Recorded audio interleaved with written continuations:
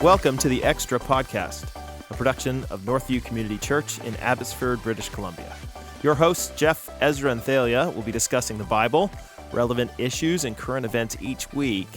At Northview, we love to study God's Word and discuss how it applies to our lives, but we try not to take ourselves too seriously. So feel free to laugh with us and at us as we try to challenge and encourage you in your faith.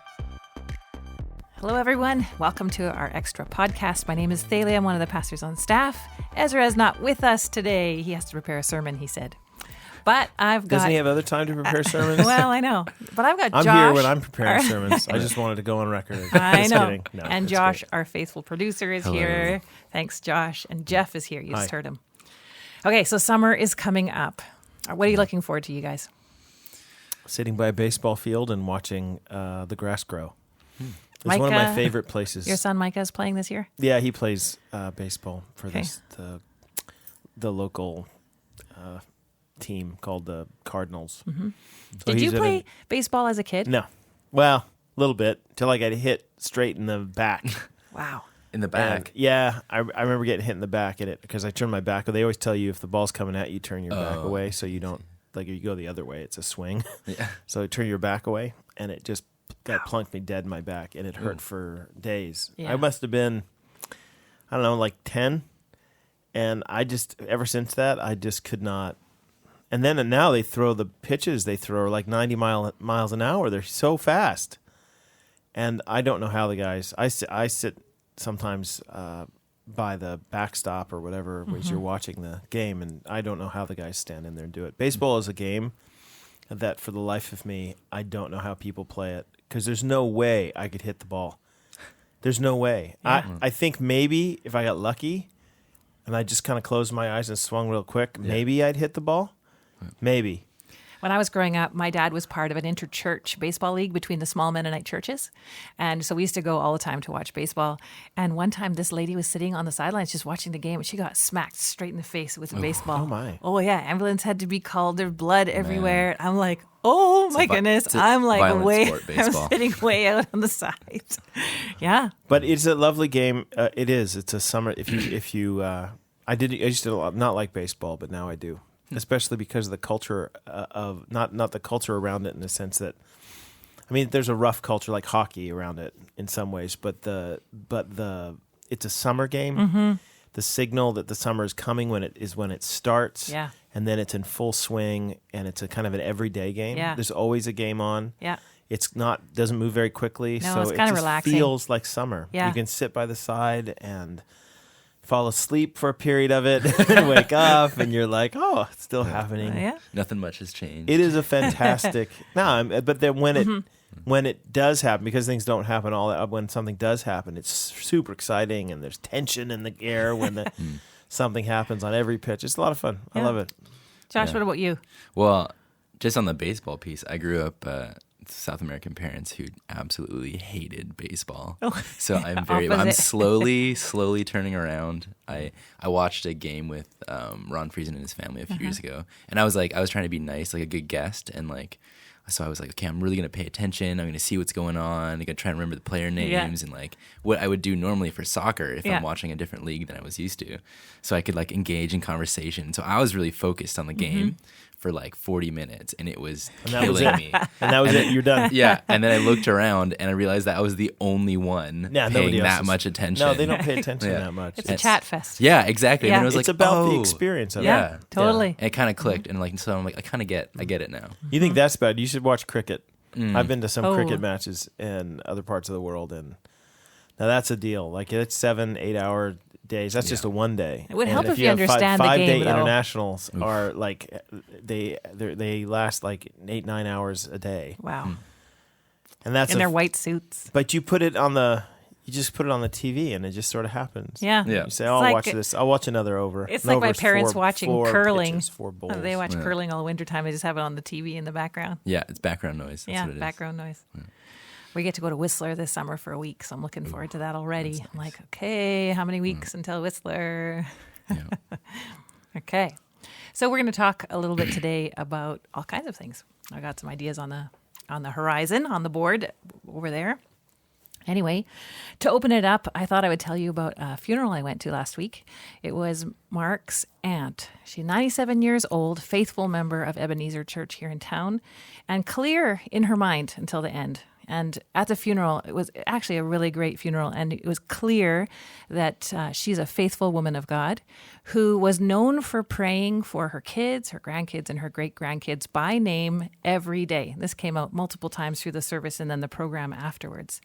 And it made me think that at funerals, we're very careful to speak well of people. And I've been to other funerals where you could clearly say some significantly negative things about people. Not this past one. Aunt Irene is amazing. But other funerals. And we're still very careful to speak very well of people who have died. But then we leave the funeral and we go into our regular life, and that's not how we speak about people. We're very quick to criticize what they should be doing, could be doing, how they could be doing it. And it just seems like quite a switch. So, Jeff, why do we speak this way about people? Give us a biblical You know, what's interesting, understanding. though, is that I've been to funerals as well, similar to that. And people, what happens is that there's this moment in the funeral, there's this formal occasion that the expectation is that you say something positive. Which of course it is, and that's the right way it should be. And then there's the behind the scenes. You'll go out in the hallway afterwards, and if you didn't know, I've been to several funerals where I didn't really know the people very well. And I'll say, wow, this person sounds like they're a really delightful person. And somebody will say in the hallway quietly, they kind of look both ways and then say, actually, they were the worst person I've ever known. Or, whatever. So I actually think that your image of a funeral is interesting because I think that it actually describes my experience in Canadian culture, that most times Canadians in public arenas or in front of other people when somebody else is listening or they're face-to-face with someone, they treat people the way they speak about people and things to their face, like that person, they're speaking at that person's funeral. So it's positive, positive, positive, positive, positive. But then when they leave, it's not that way at all. And I say it's Canadian because it's not. Other cultures I've been in have not handled it that way. And people even here that I know. I used to Cecilia Steenkamp, who used to be my admin assistant. She's from South Africa and she had a Dutch background. She, like, you always knew where you stood with Cecilia. Like, she would just honestly tell me, I don't like that. I think that you're wrong there, or I think that this is mistaken. And why do you always do that? She was never nagging on me or anything, but I think adding to the Canadian culture, though, is the Mennonite piece. So I've grown up in the Mennonite church, which is different than now the Mennonite Brethren church, and that is a hallmark of being Mennonite, is people have been known for being quiet in the land, which was the words that were given to them, because they didn't raise a fuss about things. They kept to themselves and kept quiet. So this is very much a hallmark of also the Mennonite and background. sometimes it bleeds into some passive-aggressive behavior at times, right? I mean, it's not... that it's seen as being noble to not say anything, but then to be real super critical behind the scenes. Totally. Yeah. So you asked me what I think of it. I think it's sinful. Yeah, it is. And the reason I say that is because James 3 says it. Yeah. Right? The tongue is it sets a forest ablaze. It's like steers the whole ship. Yeah. And so in the end, the same. What does this James say? That the same water shouldn't come out of salt water salt and fresh water. Fresh water. It's out of the same spring. Yeah. Or a good tree doesn't produce really bad fruit and good fruit. Yeah. So in the end, James really identifies that you can tell an awful lot about about Christians by the way they talk. Yeah. Especially about others. Especially behind the scenes, because that's when it's the most natural.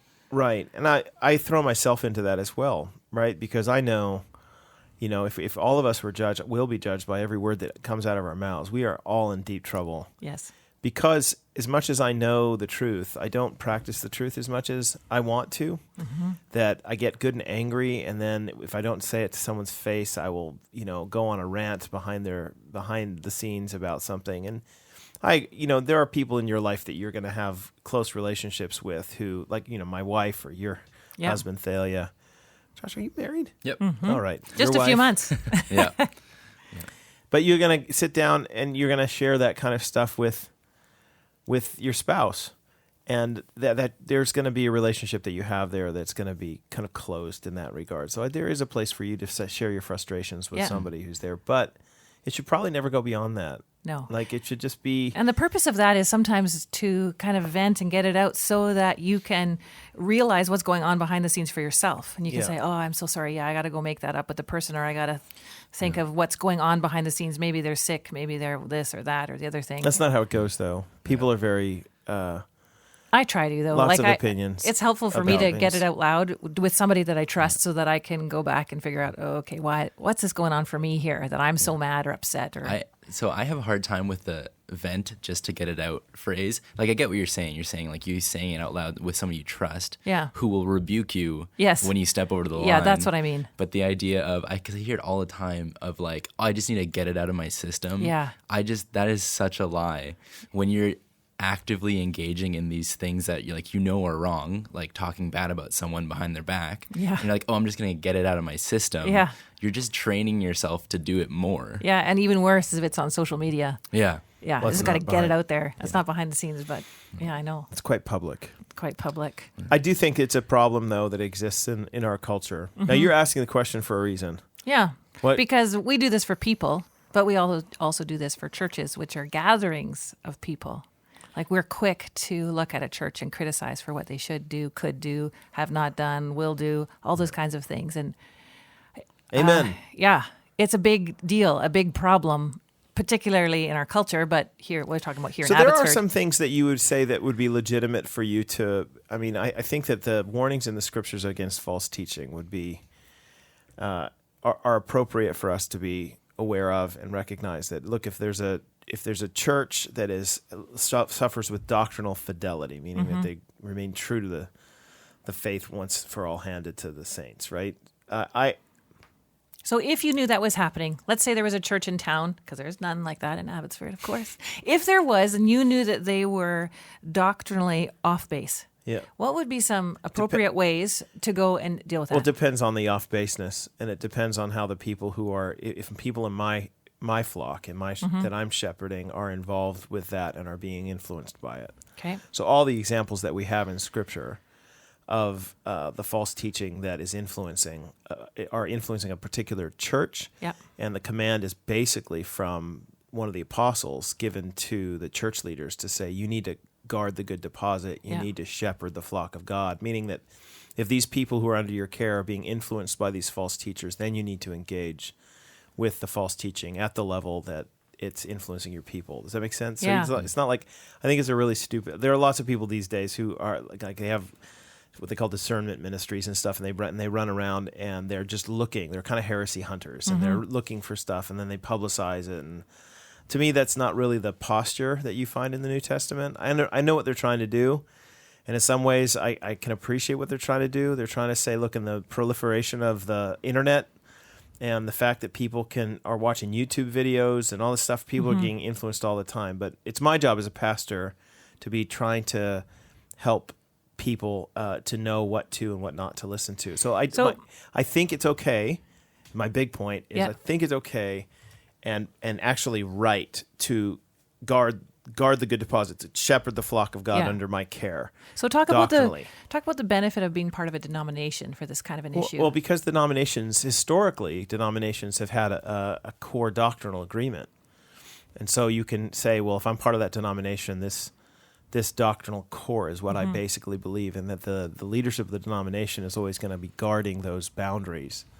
So where do you think they don't really do that? When I say there are different denominations. Some will be more interested in guarding boundaries than others. Nowadays, they talk more about, hey, let's not talk about the boundaries. Let's just talk about Jesus. Let's focus on what we agree on. And while that has some benefit, the problem in the end is that it's very easy for wolves to come in unnoticed in that. So in the end, I think it's okay for churches to criticize, so for leaders of one church to criticize the leaders of another church if the leader of the other church is influencing their people. Right. And saying publicly, you should beware of this particular individual. I think that's, in Scripture, we have examples of that, right? So Paul says that, be careful of Hymenaeus and Alexander, or these sorts of people. He actually names names. So I think that's fine.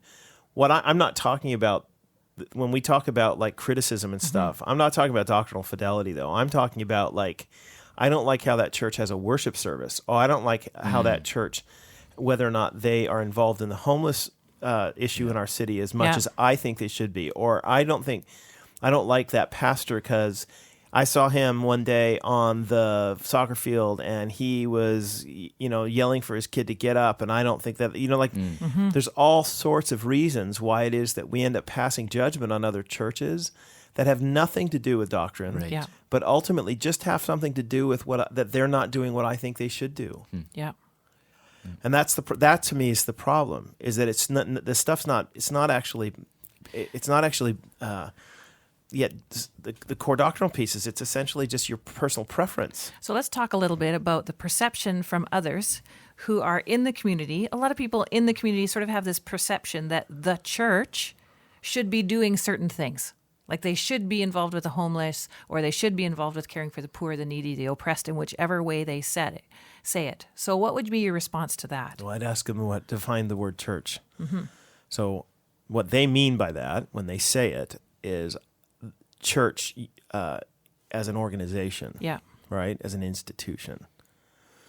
So the church, in that sense, is Northview Community Church, Willow Creek Community Church, Mars Hill. I'm just naming churches that have been heavily criticized. Okay, that's what you mean by that. Yeah. I think that the language, the way we should understand it, is the church is the body of people Yes. that gather at a particular place, but then scatter during the week. Does Yeah. that make sense? Mm-hmm. So the critique makes sense if you're assuming the institutional definition of church. Right. That church doesn't do this. Right. Right, because the institution of the church isn't going to do everything, right? In the community, it's Well, not. that's the perception, though, that the church should. Right, but the people in the church will have influence all over the place. Mm-hmm. I mean, the way I view the local church is we are actually kingdom outposts, right? So we are, the language in the scriptures that we are citizens of another country. So God's kingdom is already here, but not yet totally here. And so little churches like ours are little outposts, and we are embassies in a different land, basically, right? So the kingdom of God is not Canada. It's a different thing.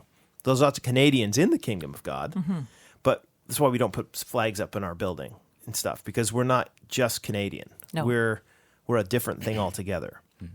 So the kingdom of God is this outpost, and as this outpost, the job of that outpost is to preach the message, right? Yep. Declare the word. That's the language, right? That the gospel, tell the good news of the coming king, whose outpost this is. Yeah. So I report that news to people, and I tell them what his kingdom rules are, and the way that his rule and reign will look in their lives. And then they go out, right? So we gather together, and then we scatter throughout the week, and we live out the implications of that kingdom life in lots of places. In your vocation, meaning that your job. You also live it out in how you treat the poor and needy in your community. You live it out in we could go on massive list, and it's going to look different in the lives of each one of these people. It is. Some people are going to say, well, my actions, I have a particular heart to help the poor and needy in my the homeless in my town. Other people are going to say, well, I have a particular need to help the single mothers in my town. I have a particular need to help the baseball players in my town, right? I'm going to go coach. And so I think that the role of the local church, and the organization of the church, the chief role of the organization of the church is to report the message of the King as the church gathers, and then the church will then scatter into the community and be the hands and feet of Jesus that way. So when you say, well, when somebody says, well, this church, I don't care what church we want to talk about, let's not use a real one. Let's use the Loft, which is, I'm sure, a real church somewhere, but Not here. there's always these names that people have now. The Loft Community Church. The Loft Community Church doesn't do anything in our community. Well, that's not true. Well, they don't give money. Really? Do you know all the people in the Loft? And do you know if they give money or don't give money to that particular organization or that particular ministry work that's happening among the poor and indigent in your community? You know that? Well, because the perception is people look at the Loft and they'll look at all their programs. Yes. And they'll look at all the banquets they're running or the events or the things like that. And they'll say they're not protesting. They're not involved in petitions for the government. They're not working at the crisis center. They're not, and they'll list all the things they're not. But the church that gathers at the loft is. Right, Does but that make sense? Well, they don't look at the individuals No, they who don't are look part at of that church. They don't look at the church as defined by the body of people, which is the Yeah. way the New Testament talks about this. The ecclesia is the gathering. And I think we forget that even as individuals. We forget that when we go to church as individuals, we also have a purpose to scatter into the community. So that when you're a pack chair at your local school or like you coach, Yep. sports, we forget that we are the hands and feet of Jesus and Yep. we are helping the church to achieve its mission. Right. So the theological language we put to that, we say you're bringing the reign of Christ to bear there. Does that? Yeah. So what I mean by that is that you've come to the kingdom outpost. Yeah. You've heard the commands of the king be proclaimed from the pulpit of that place. Yeah. You've been refreshed weekly to meet together with brothers and sisters. That's the language it uses, fellow citizens of this new country that is inbreaking. And now we scatter you out as aliens and strangers. Yep. And you go out and you represent now the values of the king. And the values of the king that is coming are different than the values of the people. That's why you're an alien as a stranger, in the same way that your values as a Canadian, if you lived in the United States, would look a little bit different. And other places around the world look really different. Yep. So you go out and you are involved in the community in a myriad of different ways. Yeah. Matt, and that's the goal. So Yeah. this is really my heart really warms to this whole idea, because what you end up doing is why are you planting churches? Yeah. And the reason is I'm planting churches not just so we can say we have more churches, but the church is the means of transformation for communities. Like essentially, if I go and I proclaim the gospel to a bunch of people, when the gospel does its work, the Holy Spirit then takes that gospel, presses it deep in the hearts of people, and they go out and they become emissaries of the King in all those different areas. And so what you find in order to deal with the lack of water in a particular region, or the lack of health care, or the lack of whatever, is you plant a church there. And then you proclaim the gospel to people, and those people then come to faith in Christ and are formed by the gospel, and they go out and they do good works in the community. Yeah. Do you think our church right now, not our church, but like the church in our region, might struggle a little bit with exchanging the ends and the means sort of thing? And by that I mean, like, do you think we have an overemphasis on the simple practical doings of the church, like helping the poor and working at crisis centers, over and against sort of preaching the actual gospel? Like, do you think people are more concerned about helping the homeless than actually saying to the homeless? So I have heard that critique, that some people think, for example, if they look at a church like Northview, they'll say, well, you're really good at teaching and preaching, you're really good at having music, songs and good programs, but you're not helping the poor and the needy. But who's you? Right. So this is the critique, that especially people So who have the a church- social justice issue. Northview will, as an institution, be involved in some things. But we cannot be involved. By Northview as the institution of the church will not be involved in everything. So Northview, we have involvement in a partnership with a local church down in our city that runs a children's ministry, and we do it. We do it in the Godson neighborhood, basically, and we've been involved for years in financially supporting. We own the building that the Cyrus Center's in, and we financially supported the Cyrus Center. We've been involved with the Salvation Army over the years. We've been involved food bank, a number of different places that we have had a formal partnership in, as much, which is a refugee ministry in our city. Yeah. So, but okay, I only listed off 5 there, and I'm sure that if you are a smart person, you would be able to list off another 10 things that we could be doing. Yeah. So what I'm saying is, don't look at what the church organizationally is doing. Look at what the church scattered, the actual gathering of people that gather together. That's the church. Yeah. The church is the gathering of the people who the gospel is proclaimed to, and the gospel then does its work. The Spirit uses it, and it produces good works in the lives of people. What do those good works do? Yeah. So I'll give you an example. One of the ways the good works happen is that I was coaching soccer for my son years ago, went out into the field, middle of the cold, man, it was raining sideways, and we were under the lights. They were doing this thing where they have these master teachers of the soccer, and then you split up into your little teams, and there's like 8, 10, 15, I don't know how many teams are there. I looked around the field, and I realized that almost every coach was a member, went to Northview. Yeah.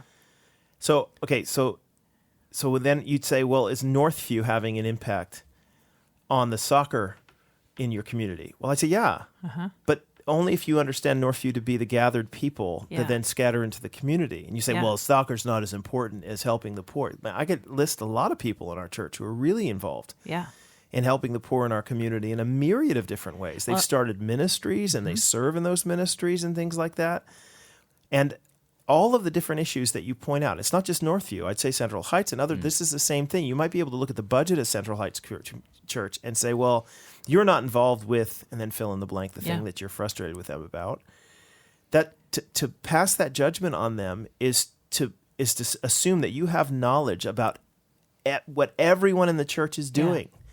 Yeah, I remember years ago when I was involved in the public school system and I kept hearing critiques about how Northview wasn't involved in the public school system. And I would just laugh at people. I'm like, do you know how many Christian teachers at Sandy Hill and Claiborne and Bateman also go to Northview? And how many people on the parent advisory committee and how many EAs and how many volunteers in the classrooms are also present, not only at Northview, but like you said, Central Heights, Ross Road, Heritage, So- involved in their local public So school. the issue, just on a theological point here, it is a bad ecclesiology. Yeah. That's what I'm saying, is that if you have a robust, a strong ecclesiology means ecclesia means church.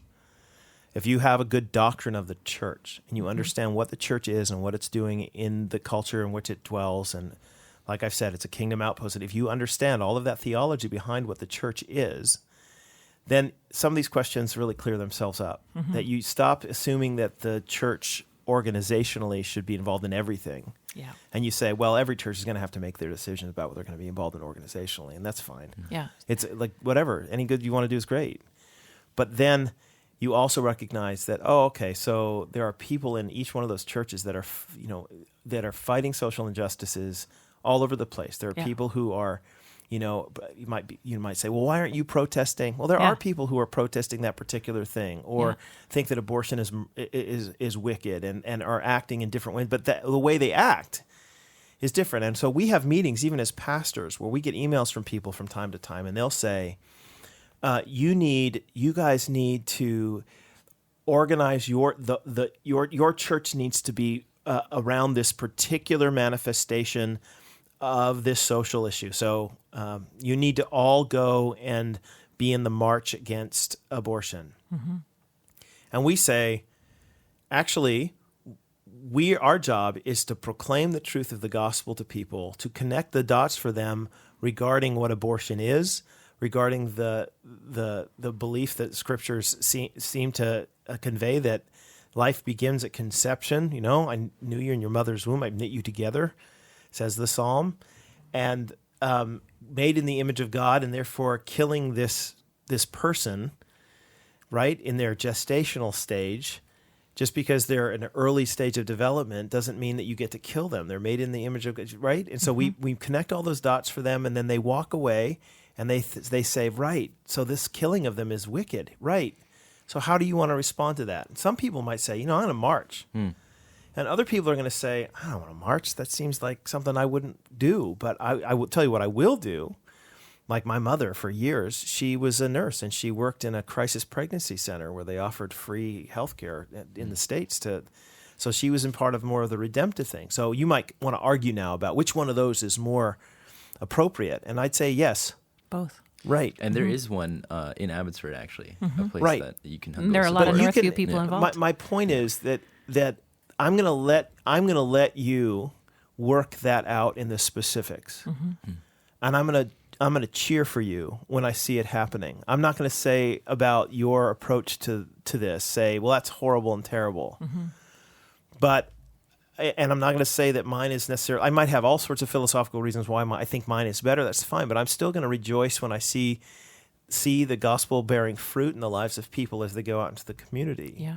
But that's my thing, Thalia, what Yeah. I just said there. I know. do not, for the life of me, understand why it is that we don't cheer on brothers and sisters in Christ as they are being good kingdom emissaries out in the community, whether they're from my church or somebody else's church or any other church. Well, I think- why we have to pass judgment on some other church because they're not doing it the way we'd want to do it. Because I they're think not this- on our team. Right. Well, and this goes back to, I think, the funeral analogy at the beginning, because we do this with individuals We look at just what's on the surface and we critique what we know on the surface. We have no idea what's going on behind the scenes. We just make our immediate judgment. And we do that for churches too.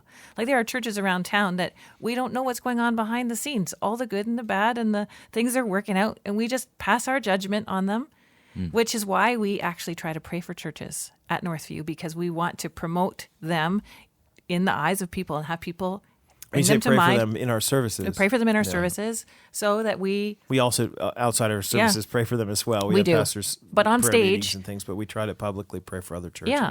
So it As a shows that signal- we're a team. That as a we're- signal to what this church is doing in our community. They're proclaiming the gospel, and it's bearing fruit in the community, and we pray for more of it. Yeah. Yeah. So what do you guys think about this?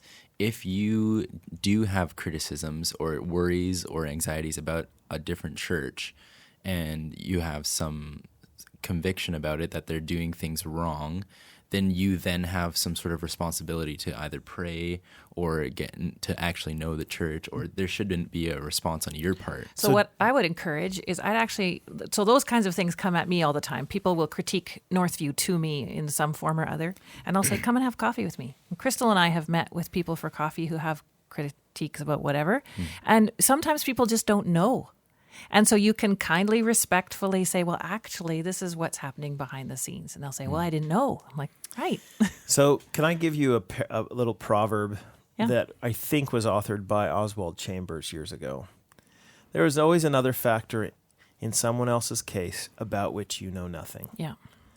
So as I've gotten older and in ministry and have moved through to some people would say the ranks from youth ministry, peripheral, whatever, parachurch ministry. I was taught at a Bible college. So as both from the distance and on the very inside of local church leadership, I've got to tell you that almost all the time, there is a legitimate reason why it is that somebody did what they did. And when I say legitimate, I don't mean it's always necessarily right or I would do the same thing, but it does make sense of their actions. Mm-hmm. So for you to say these people are idiots or the reason they don't do this is because they don't believe in evangelism or they don't believe in helping people or they only believe in, that's nonsense. That's absolute nonsense. Sometimes the rationale is pragmatic. Sometimes it's just because you can't do everything, and so you've made judgment calls, and you might say, why would you make the judgment call on that and not this other thing? Yeah. And when I've engaged with people and told them, well, this other thing is involved in this, and we can have this kind of impact and stuff, they start to realize, there's actually more to it.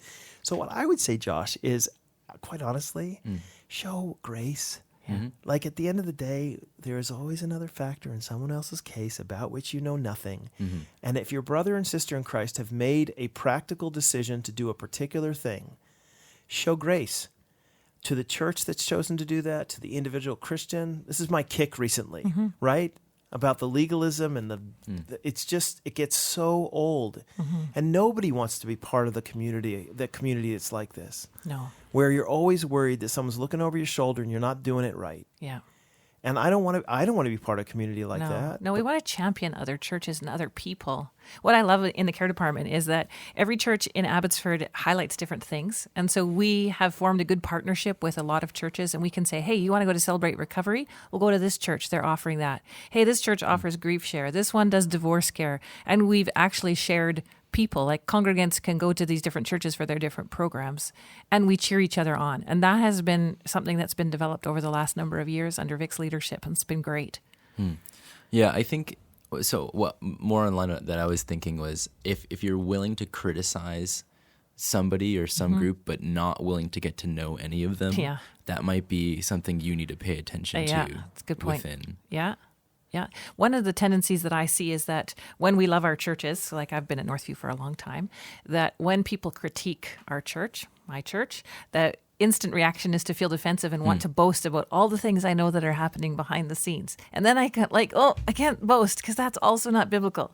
So Jeff, talk to us about why we don't kind of just toot our own horn as to what's all going on behind the scenes at Northview, or other churches wouldn't maybe about what's going on behind the scenes at their churches. I mean, the easy answer to that is because it's just kind of not our culture as a church. I share in our membership meetings and the new to Northview lunch, whenever we have, periodically people who come new and we host this stuff, I almost always share the same thing. And that is that we tend to, at Northview, we have certain kind of things that we instinctively value. You get to know a culture of a place if you go to that. Like every business has got its own culture. Every one of them has a little subculture that you kind of have to learn, and sometimes there's certain values that they have, and sometimes they go unstated. Almost always they go unstated. We've sort of stated ours, not because we think we're trying to be this way. It's just kind of what we're like. And one of those things is that we value a humble attitude as a church. We don't feel comfortable tooting our horn. We don't feel comfortable making a lot about, look what we're doing out here. Yeah. Get the spotlight and show it on us. We're amazing. It's just not, it's not our approach to stuff. No. And so there are churches that do that. I'm okay. Like I know what they're trying to do. It's a marketing technique, and they're trying to give people confidence and joy so that they don't have to deal with the questions that we sometimes deal with when it comes to this. But, it's just not the way that we tend to go about it. And probably because, Thaleia, as you even kind of hinted there, there's some biblical stuff about, I think some of it has to do with the Mennonite Brethren background of the church and the quietness and also the Canadian, we're not American.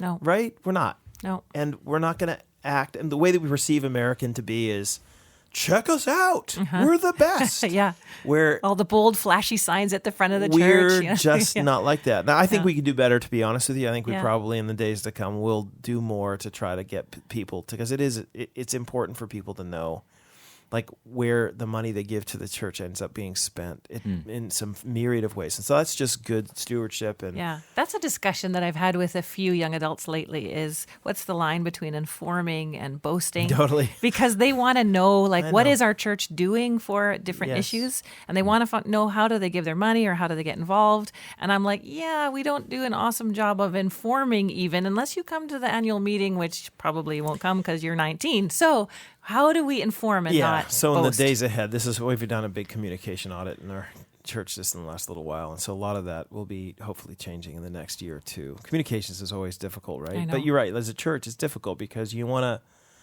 to, marketing, it can be a very valuable thing, not just for the church. Nobody likes that language of marketing because it sounds like you're trying to sell something. I'm not trying to sell anything, but it can be valuable to communicate to people what's gone on and give people a good feeling, as they should have. Well, people have the heart to be involved. I think Northview, as a general rule, will always lean away from that kind of spotlight, and until someone else is a pastor here who's a little more rah-rah than I am, and by a little I mean a lot. I'm not that guy. Have you noticed Where's that? your pom-poms? Have you noticed that? No, never noticed that, totally. Jeff. That's funny. Well, that's all I've got to say on the topic. Do you have any more? No. Any I more could last talk forever words about this particular subject. Can I just encourage people who are out there again to offer grace to one another a lot more? Yeah. When I say that, I don't mean, look, if somebody is blatantly sinning, then obviously it's a clear statement of Scripture. You have a responsibility as a brother or sister of Christ to help to bring them back. This is what we do as church discipline, and our joy to see our brothers and sisters continue in the faith, and we don't want to leave them alone thinking, well, I'm just going to show grace when actually they're not repentant. And so I'm not talking about that. No, you're not talking about sweeping under the carpet. What I'm talking about, though, is in the myriad of different ways where there aren't express statements in Scripture about how someone should personally function or how a church should function, whether they have smoke and lights or they don't have smoke and lights or whatever. You know what? It's all good. Yeah. It is all good. We can debate the philosophy and the meaty ecology of it, but at the end of the day, we should be brothers and sisters in Christ who are cheering each other on. When the church across town does well, that's a win, because we're about seeing the King and his kingdom come. Yeah. Seek to live peaceably among all, so long as it depends on you. Yeah. Thanks for joining us. See you next week.